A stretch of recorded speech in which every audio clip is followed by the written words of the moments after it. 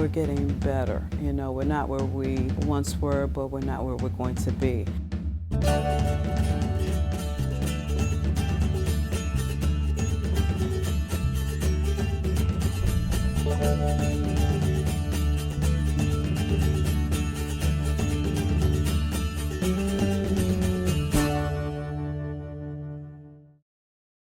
Welcome to Face Chicago. I'm Debbie Frazier. We know that Chicago has a crime problem. Some would also say that Chicago has a policing problem. Still others say that we wouldn't have the crime if members of the community and witnesses would talk to police about what they know. To make matters more complex, new Mayor Lori Lightfoot was the former president of the Chicago Police Board, which is a civilian body that oversees police disciplinary cases. Those who would criticize police forget that officers put their lives on the line every day, and that fact alone puts them under high stress. In fact, suicide among officers is a widespread problem. Today, we're talking with a longtime veteran of the Chicago Police Department about the challenges of policing in the city of Chicago. But before we get to our guests, we asked faith leaders the question, what are some of the greatest issues facing Chicago? And here's what they had to say. Well, the issues, as we all know, that are facing Chicagoland have to do with the violence and the random shootings. Well, certainly it's violence. It's horrible, terrible, ridiculous violence. I don't even like to call it the violence. I call it the spirit of death. The spirit of death that's looming over Chicago. And more so the attitude we have in respect to the violence is a problem. 80% of the high school students in my neighborhood have post-traumatic stress syndrome because of the violence they're seeing. We've seen on the news what's happened with a lot of our young men. I think they have been warehoused in prisons, and you don't give them something to do, and you don't have hope when they come out. You've created a monster. You've got to rebuild the family, because in many sections of this city, the family has been devastated for generations. It's necessary that men are in the household. It's necessary that families stay together. It's necessary that children have a role model. If we talk about a real issue that's facing Chicagoland, that's inhibiting us from being the kind of city I know we all would like to be, I think it's the issue of division. And then we have the issue of racism, of course. That's another issue of division. Homelessness. I think there are a lot of people in need. I think there's an entire population, sort of an underbelly of our society that we don't see. In Chicagoland, I see the decline of moral values. In this life, if you don't want to be corrected or straighten up, you will never get to anywhere. So the decline of values has brought indiscipline. When we are not disciplined, it is just like a man driving a car without a wheel. In Chicago, they have lost hope. And in the process of losing hope, it has introduced a lot of, unhealthy decisions, unhealthy behaviors. In the suburbs, it plays out differently. They have turned away from God because they just don't think they need him. The issues that I think facing Chicago really stem from a failure of discipleship. I think we are not fully living out what it means to be Christ, and that failure is having an effect in second and third order effects across the Chicagoland area. By that I mean we have allowed programs to become primary, and we don't always have the right heart and mindset and vision behind those things. And we can't expect programs to have transformational power if we're not, one, invoking the Holy Spirit, if we're not living and being Christ in the church and in our cities, and if we're not presenting these things to the non-believers. Those were interesting comments, and we'll talk to my guest about them as well. Chief Barbara West of the Chicago Police Department joins me today. She has been serving the public as a Chicago police officer for 25 years. She's also a strong believer who has represented the police department at a number of ministry events throughout the city. Chief West is currently responsible for implementing recommendations from the Mayor's Police Accountability Task Force. We welcome you today. Thank you again for Appreciate the you invitation. coming. Appreciate you inviting me. Chief Barbara West, that's quite an accomplishment.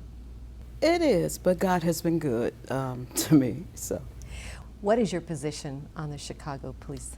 well, currently I'm the chief of the Bureau of Organizational Development, and currently I oversee many things up under that bureau. I oversee hiring, I oversee the professional counseling division, I oversee the chaplaincy unit, grants, and the education and training division. Well, we just saw a video about the issues facing Chicago. What's your response to what you just saw? Well, responses, I saw a lot of familiar faces with people that I've actually worked with through faith-based initiatives that I was involved in when I was in district command. So that was very enlightening to see some of those familiar faces. They spoke about, violence, and violence is just the result of many other things that could be happening in communities, right? When we talk about poverty, when we speak about addictions, when we think about families, broken homes, those things tend to lend towards the violence that you may see on the streets. In the city of Chicago, we experience a lot of gang violence, members, people involved in, gang conflicts where they're fighting one another for territory or drug locations or just reputations. So you see a lot of that occurs on the street. In Chicago, back in 2016, we did see a spike in our violence. But over the course of the last several years, we've been reducing that through different measures, through using technology, through our strategic decision support centers, through adding additional police officers, through adding additional detectives to investigate crimes. So as policing goes, we've done a lot of things to reduce the violence that we've been seeing in our communities. So you're seeing a positive change, yes, in terms of violence. Well, I think you can speak to this one. Talk about the tensions sometimes within the communities, some of the communities in the police. The tension, I would say, is that of this, policing in Chicago has a historical dynamic. We all know policing in the country has a historical dynamic. So it comes with some of that tension. There's tensions of things that may appear in the news related to some story that happened across country. We'll feel that tension here. There's things that have happened in Chicago that creates a separate type of tension. But in order to keep reducing that tension, we have to continue to try to rebuild our relationships. How are police perceived in Chicago? Well, it depends on which community you may want to speak to. You have some communities that love police and they are always engaged with us and they like seeing us around. And that could be in the same particular neighborhood, right? So you have some people who are not necessarily engaged with the police. But what we're doing about it is this. So, we know we have to re-engage our community. We know we have to become more community police in order to, and not just necessarily responding to calls, but actually being there and being part of the neighborhoods before the bad things, so to speak, may happen. So, as part of that, officers are doing some recruit immersion. They're doing community tours with youth people. That's a population that we need to re-engage with youth. So they're doing community tours with youth, and the youth are actually showing them the assets of a neighborhood and giving them history lessons in the neighborhood. So when they go into police, they understand that there's good things about this neighborhood. There's assets here. I live here, and the youth live in those particular neighborhoods that they're touring them in. So you think about, we're trying to re-engage our community so that we reduce that stigma. It sounds like it might actually improve, the area of trust. Sure. As we're talking about, some people don't feel comfortable coming forward if they have information. Will this result in better, Oh, absolutely. I think, like I said, if you respond to a neighborhood and you're just there when the call happens, I don't know you, you don't know me, but if we engage each other just through casual conversation, you begin to know who I am. I know who the good people are in the community. Right. They begin to know who I am as a person. So if something were to happen, they would feel comfortable with reaching out to Officer West to say, this is what I think I heard. You might want to do something with this information. That sharing, that trust, that building will help us reduce our crime. Yes, it will. We were talking earlier about an incident where a police officer pulled over a woman, and there ended up being an altercation. But sure. Tell us what, from a police officer's viewpoint, when you pull someone over, you know very little about them. Sure. What is your perspective and how you approach Sure. an individual and why. Sure. You know, when you think about a vehicle stop, which is very high risk in a lot of instances, because we know the car may be registered to someone, we may even have the name of the person it's registered to, but that may not be the individual inside the car. So we're approaching a vehicle in that we don't know what to expect when we approach it, what could be inside that could potentially hurt us or hurt someone around us, hurt the community. So a vehicle stop could be very stressful, high stress in terms of what you're approaching, because you just don't know the unknown. You know, we rerun the plate, yeah, we know that, but that may not be the same individual. The car could have been stolen, taken in a robbery, used in some kind of commission of a crime. We just don't have all the facts at that particular time, so we go engage very carefully in order to protect that individual, ourselves, and the community around us. And so there's a risk for the community, but there's a risk for you. Sure. Yeah. Every situation you go into. Yeah, every situation that we can actually walk into a door, we don't know what that situation is going to look like. We have to come in and assess it, and split-second decisions are getting made, you know. There's a perception that some African Americans feel police treat them almost like animals. Is that warranted? Well, yeah, I would have to say that, you know, when we talk about, I go to training with that question, because training requires, you know, currently we're seeking and going through training in terms of procedural justice, right? And procedural justice is, to me, a way to train our officers so that when they stop an individual, when they engage with someone in the community, that they treat them respectfully and fairly. They explain to them why they're stopping them. They explain to them what the purpose is for this encounter, so that they have an understanding. I think that lack of communication and that lack of understanding creates some of this dialogue that I'm not being treated fairly or being treated in a certain manner. So by understanding or communicating specific things, you can actually improve the situation on their end. Yeah, and I think it takes the tension away. If a person understands why I'm stopping you because, you know, your car has got a tail light that's out, and, you know, your car, you're not wearing your seatbelt, or a child in the back has come unfastened from their car seat, then that helps them, like, why are you stopping me? That eliminates some of that conversation. So you begin with explaining the reason why I'm stopping you, the purpose, and what's going to happen next, and you give them the steps so that they understand the process that's going to take place. And I think that creates some fairness in the engagement. Are there racists in the police department?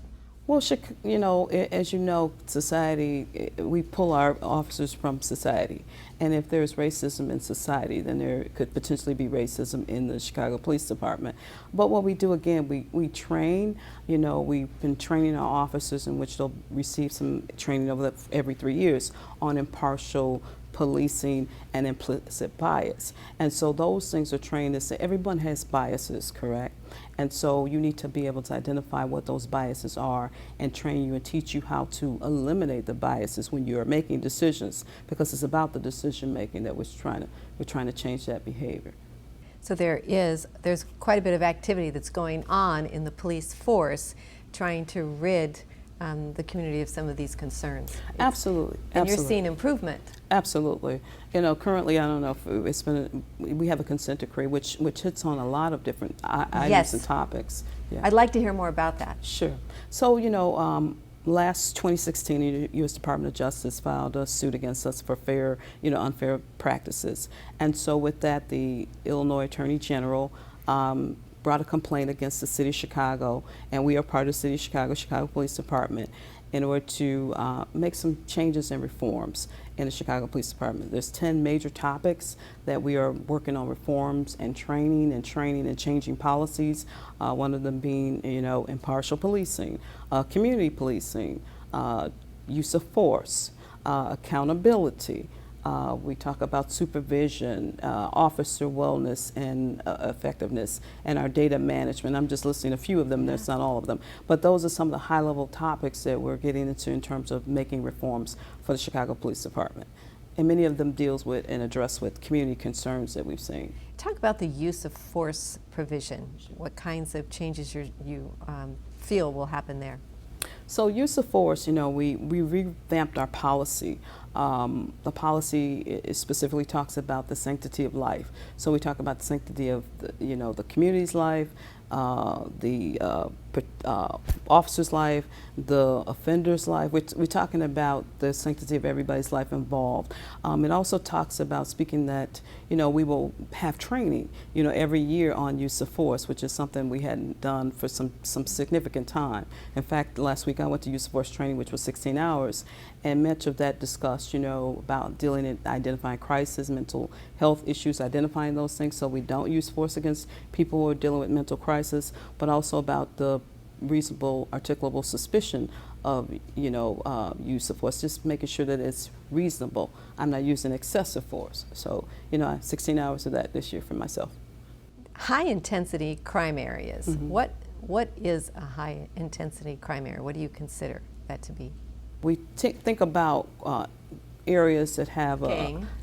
Well, not necessarily gang, just have a high volume of violence, right? And that could include, shootings, murders, robberies, sexual assaults. We talk about the index crimes that are reported. So those are high intensity crime areas. What we're doing in those particular areas is that we do have strategic decision support centers that are predictive models where, we identify locations that are actually places where we should put our patrols. We should do some more proactive policing in those particular areas instead of being reactive to incidents. So those locations are identified within a given district. Every day there's a briefing about, these are the things we're seeing in a particular location, and that's the reason why we're going there, to make sure that we're highly visible, to reduce some of those high intensity kind of crime And that could concerns. And that could change every day. But because this is so fast, because with technology, things are so fast, we can do it in just like a Johnny on the spot moment, make changes to our deployments to put people where they need to be. Murders. There are many. Some go unsolved. What are some of the contributing factors for that? With murder cases, you need some additional things, right? Murder is a challenging crime to solve if you don't have an eyewitness or some DNA evidence or some videotape. So you need a lot of things to put together a complete murder case in order for it to be prosecuted successfully. This is where, again, I go back to where community engagement comes into play. Community reaching out to officers that they know, a community sharing with, people that they trust to get us the information that we need to take us down the path of a good lead to provide that little additional piece of evidence that we need to prosecute a case. I think that's where community can come in and play a great part with the police department. Is it true that the police know who are committing the majority of violent crimes, and that it's relatively a small group of individuals? Well, I think people assume that there's some magic list of individuals who are engaged in crime.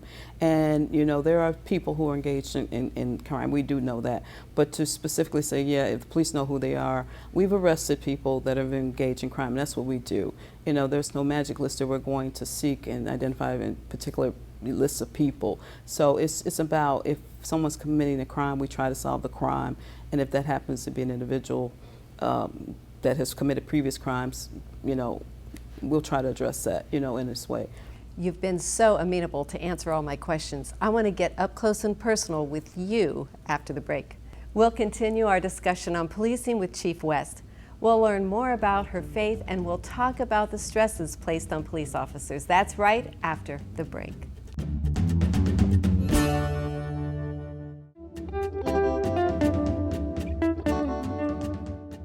Welcome back to Face Chicago. Today we're talking about policing with Chief Barbara West of the Chicago Police Department.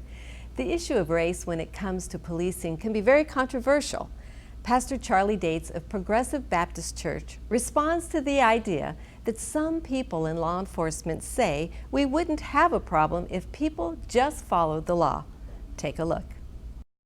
My criticism of the argument that suggests that black people and brown people would be treated equally and fairly by police and the governing authorities if they just obey the law is historically dishonest. You cannot in any way suggest that there is a higher moralism, that there is a greater integrity among white people as in a way that does not exist among black and brown people. And for that reason, police are predisposed to target black and brown people. That's just not honest. It is that they are treated differently when they are found doing wrong. I was on the phone this week with a pastor in Dallas who was once a public defender in Pennsylvania. And he was telling me of an instance where a young black man was literally being convicted of a felony for a fight at a party where the police officer blamed him for something he did not do. However, he said that as a white public defender, he had been in that same circumstance, fighting at a party, and the police came in and just broke it up and said, "You kids go home." So at one party, the police come in and say, "You kids go home." At another party, the police pull guns, handcuffs, and take people away. Do police treat people of color differently? You want to treat everyone fairly with the same set of circumstances. Given the same set of circumstances, the same set of rules should apply to all. So implicit bias training helps some of that resolve. So you treat people not based upon color, but based upon the circumstance, what's going on. Absolutely. You know, think about it, you know, law is specific. It's very clear. And so given a set of circumstances, a law applies in this way, that way, or, you know, and so you have to address in each situation specifically, but given the fact of circumstances and given the law that you're addressing. There's a social viewpoint that current laws reflect systemic racism. Do you believe that's true? That laws are systemically racist. I can't speak to that per se. I know that, you know, their laws are on the books and they're, you know, used, and we try to apply them again fairly and impartially. Do you feel that people have the same respect for authority today as perhaps they had 30 years ago? Well, I think, you know, because you are a person of authority in the city of Chicago. Sure, and I've seen it from one experience. I've been on the job 25 years. Have I seen that respect for authority change? Yes, I have. You know, years ago it was just that unsaid respect for authority. You know, it was just people just, if the police officer told the people to do something, they just did it. Now it's not. It's not that way. I do understand that, you know, respect is earned and authority is earned. So there is some trust that has to be reinstilled into the community so that respect for authority comes back. How does this affect how police do their job? It's been a challenge in terms of how police do their job, of course. But you know, we begin to try to figure out how to work through that. You know, again, like I said, about, you know, making sure that we are trained properly in order to address those things, right? So being better trained is one way we've tried to impact how this respect and authority happens. By being fair, procedural justice, implicit bias training, impartial policing training. By those things are helping us to be better and effective, more effective at doing our job. Having body-worn cameras, you know, the fairness of, you know, everything that I do is on videotape now. So, you know, it's no secret what's been done, and there's no, you know, me against you. It's against, you know, the videotape says it doesn't lie, basically. The camera doesn't lie. Why did you go into law enforcement? Oh, why did I go into law enforcement? You know, I went into law enforcement to actually help people. You know, given that, you know, I find it to be of service. It's a way for me to give back to my community. Growing up in some of the challenging communities in Chicago, I experienced some of the trauma, some of the violence that you hear on the radio, on the television. How? You know, gunshots, you know, that was something that was normal.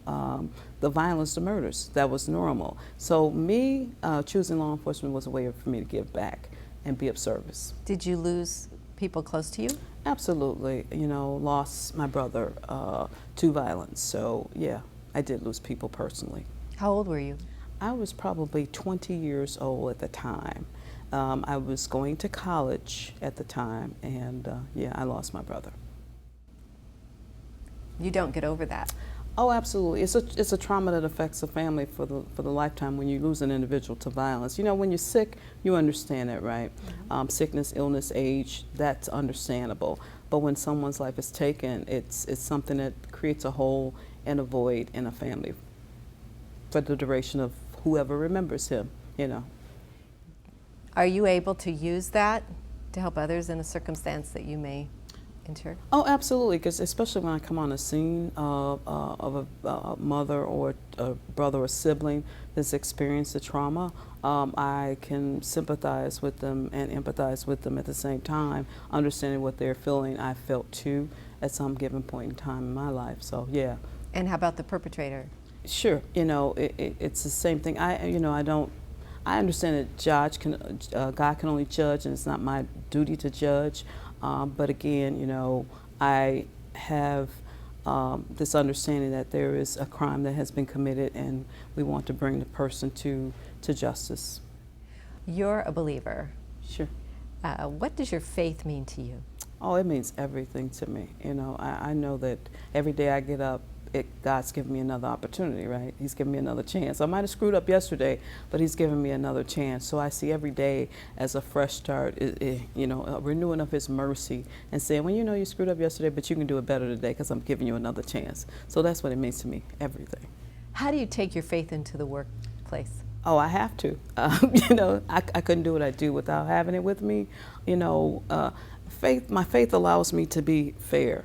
My faith allows me to give myself more than I want, give myself more away than what I want to keep for myself. So being able to give the community, being able to give my people that work for me, the people I work with, everything, and trying to fulfill in them some way and showing them that there is a light that He shines through me. So it's your desire that they see Christ in you, even if it's not stated. Absolutely. I want them to see that there is something that, that He has given me, and then they can have it too. It's not just mine. It's here to share, and He's willing to give it to anybody. Would you change where you are today? No, I don't think I would change where I am today. I think, God put me here for a reason. I always go back and reflect and say, why did you put me here at this time in this particular place? And it's for this change. This change was happening, and I happened to be in the place where He wanted me to be. Well, more to cover in just a minute. We're going to take a short break, okay. And when we return, we'll continue with Chief Barbara West. We'll talk about what makes a good police officer, and we'll also talk about the epidemic of officer suicide. So please stay with us.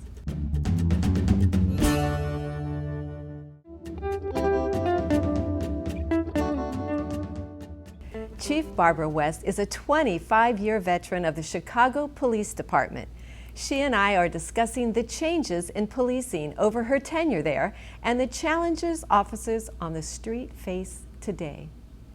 And some of those challenges have changed over the years. What are the stresses that police officers face? The day-to-day, we have normal stress like everybody, family, illness, sickness, etc. But the stresses on the job are related to, that unexpected, what that call is going to look like at the end of the 911 dispatch. We go and we see many horrific things that most people run away from, we run towards. So those are the stressors that we go through, and they can happen multiple times in any given shift or day. So you see, we could see, children that have been abused, victims of shootings and homicides, sexual assault victims, domestic violence victims. These are all the traumas that an individual calls the police for. We respond to them. So we see those kind of stressors every day.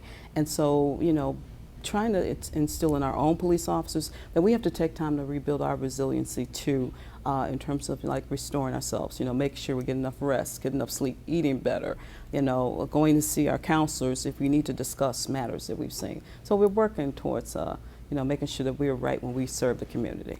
What are the greatest challenges they face today? Well, the greatest challenges I think they face today is the amount, I'd say, of violence that they're seeing.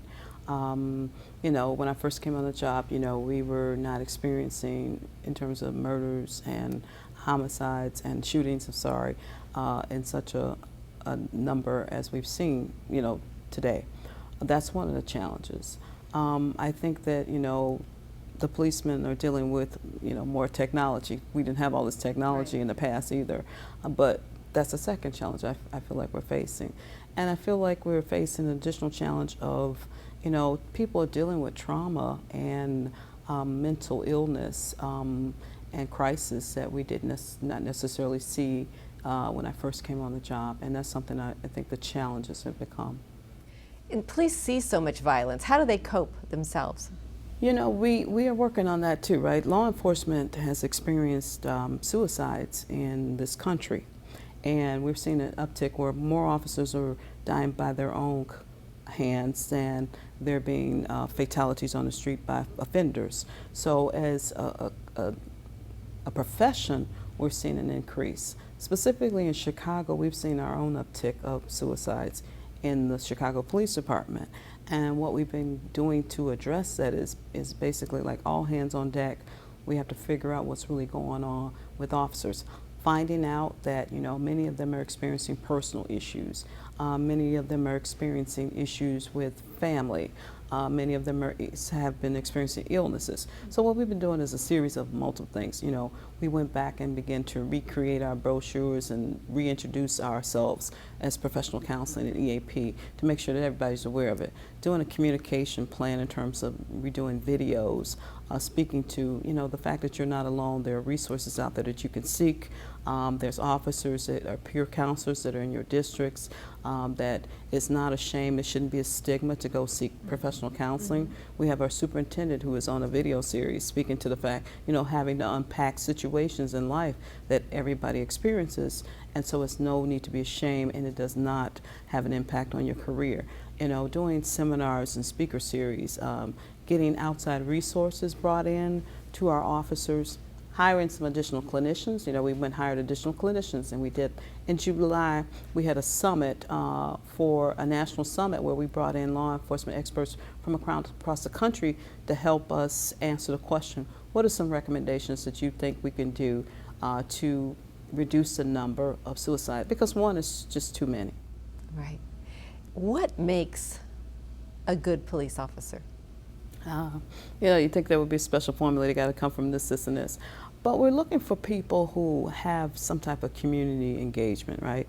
They're okay with engaging, interacting with community, because that's what they're really going to be doing 99.9% of their time, being able to have conversation, dialogue with youth. You know, if they've had experience being coaches, and if they've had experience being teachers and physical fitness people, they've engaged with the community, you know, having experience with being on church boards and leadership roles that way.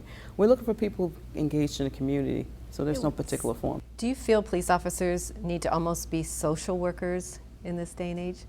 Well, you know, we are the response to a lot of different concerns in the community, and so we have to have some level of skill and knowledge of, if not being a social worker, having knowledge to the resources in the community that can help and assist. So we are, in fact, the first call for distress that someone would make. So I think we're changing in that way, that we need to know and be more aware of the resources that are in the community to help people. When you arrive, you have to be on the entire day. Oh, sure. You know, there's no up and down. You have to stay engaged with what you're doing and what you respond to, especially when you're working in patrol, because again, like I said, you never know what you're going to hear, and just because it doesn't get sent out of dispatch doesn't mean you don't drive around and observe it or hear it. So you have to be aware at all times. You know. It seemed that it would be a difficult decision today to choose to be a police officer in the city of Chicago. Well, no, you know, because I think about our last two campaigns, we did get a number of people who applied for the position and we hired. So over the last couple of years, 2017, 2018, we hired over 2,000 police officers into the Chicago Police Department. We saw an uptick in female participation in that hiring. We saw an uptick in minority participation in that hiring. So today, we haven't had that challenge with recruitment. But again, you know, it's about reaching out to those audiences and to those groups that you really want to pull into the department. And what about, you know, female police officers and minority police officers? How do they play a role? Well, you know, I hear from community all the time that they want the police department to reflect the community that they serve, and that's what we're trying to do. We're trying to get a base of officers that reflect the community, quality officers that reflect the community that they serve. I see, you know, females coming on the job more due to probably some outreach, some specific outreach and campaigning in those particular groups. We had a big law enforcement conference for females at a faith-based church. Some of our recruitment materials were specifically geared towards female. Same thing with the minority. We went into the Asian community, LGBTQI community, to the Hispanic Latino community, and to the African American community to actually recruit officers to be reflective of our department. I've heard that women are good at being a police officer because of the relational aspects of what you're required to do. Sure, I've heard that too. I'm glad you said that. Yeah, I think there's a skill that we do bring. So physically, I may not necessarily be able to take an individual down, but I can begin to engage them into a conversation. Which is an interesting point. Sure. Are you required to take an individual down the same way that a male might have to do? Absolutely. I'm physically trained the same way a male would be trained. I'm physically required to do that. But again, as a female, I think we begin to have conversation. We begin to have conversation. We begin to, as we are trained now to do, de-escalate a situation, use communication to get an individual to comply before being required to use force. So that's a skill we already possess naturally. We are very good talkers. So should we encourage women that are watching this program to consider entering the police force? Absolutely. I see that there's a great opportunity for women to come on this job and excel in this profession. All right, more questions for you. How the Chicago Police Department will deal with recreational marijuana after the break.